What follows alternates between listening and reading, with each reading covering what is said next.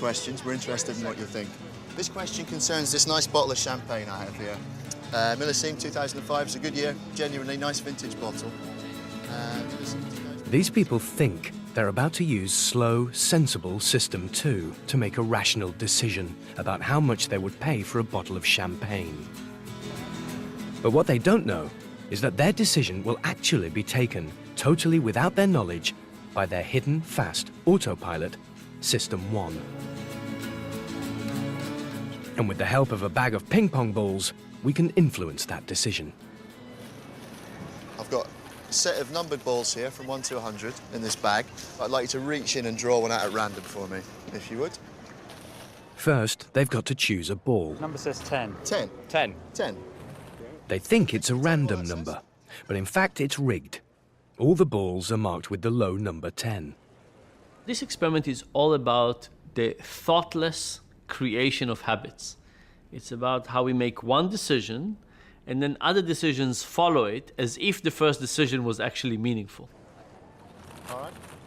What we do is purposefully we give people a first decision that is clearly meaningless. 10. 10, OK. Would you be willing to pay £10 for this nice bottle of vintage champagne? I would, yes. No. Yeah, I guess. OK. This first decision is meaningless, based as it is on a seemingly random number.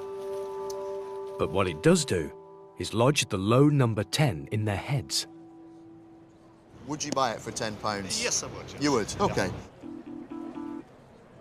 Now for the real question, where we ask them how much they'd actually pay for the champagne.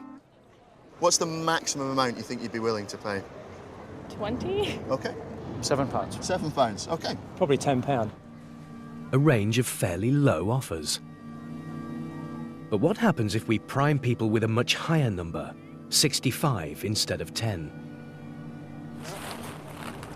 What does that one say? 65. 65, OK. 65. OK. It says 65.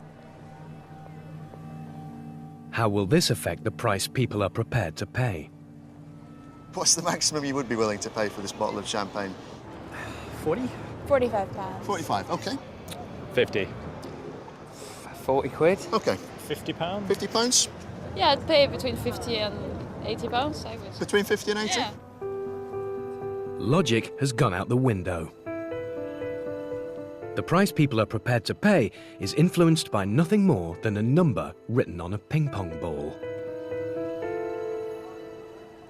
It suggests that when we come to make decisions, we don't evaluate the decision in itself.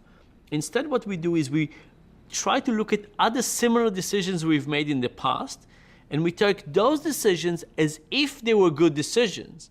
And we say to ourselves, oh, I've made this decision before.